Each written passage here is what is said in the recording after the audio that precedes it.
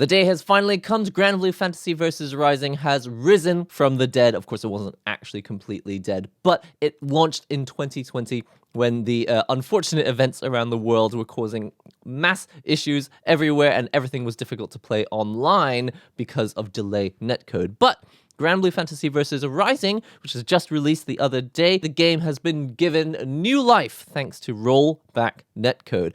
But of course, this is not just a simple netcode update to the old game. It has been re-released as a new game, and there are two reasons why that's kind of exciting. One, it means that Cygames gets extra money and more reasons for their investors to continue spending money on the game and making it better, as opposed to just spending a lot of money on a netcode update, which may not actually bring in any new business.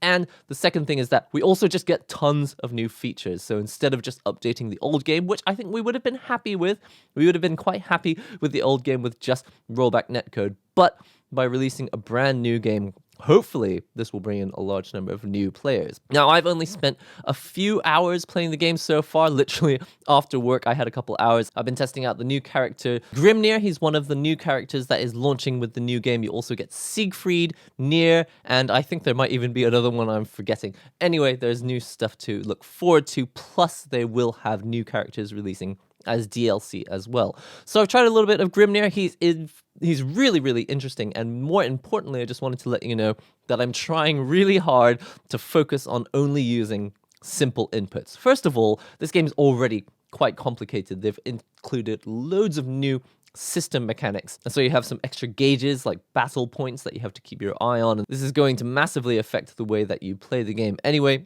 I've been in training mode trying out Griminir. He seems really interesting because he puts out these orbs, and if you move through those orbs, you can actually do all sorts of extra movement things like air dashing or dashing straight up or dashing away from your enemy. There are so many ways that you can be creative with Griminir's tools. And the other character who I find really interesting, again, I've only spent about half an hour trying out her trials, her combo trials, is Nier. She seems really interesting because she's a puppet character, and if you've played games like BlazBlue Central Fiction, you may remember characters like Carl. He seemed kind of complicated to me, but I was really interested in him when I was playing a little bit of BlazBlue a few years ago. So now that we've got a brand new game with probably a large number of new players coming in, it's going to be exciting to be playing a game that is kind of current, alive with a large player base. But on top of that, the actual move sets for these characters is quite simple compared to a lot of previous fighting games that use technical motions. Now, personally, I prefer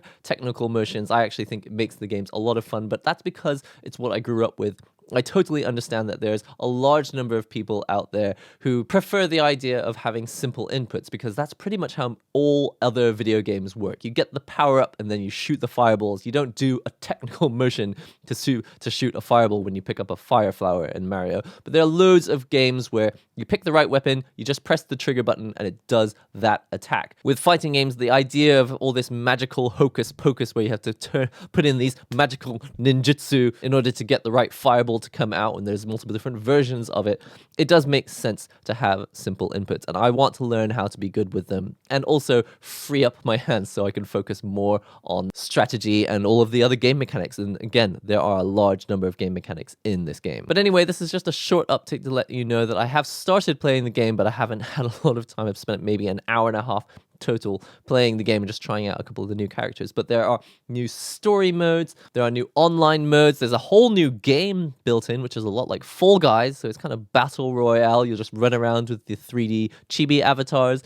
and whoever gets to the end and survives is the winner. It looks like a lot of fun. I don't know if I'm going to spend a lot of time doing it because I'm mostly just into the fighting game aspect, but I'm so glad that it's a full product. This is not just a versus mode, bare bones, and you go online, and if you suck online, then there's not much for you to do. It looks like they're selling an expensive product, but it's going to be fully featured with all the things you would expect for a brand new game. So I'm looking forward to spending more time with the game, but let me know, have you started playing Granblue Fantasy Versus Rising? Tell me in the comments below. Subscribe to the channel if you haven't already, and check out this video next if you'd like to see more action from Granblue Fantasy Versus Rising.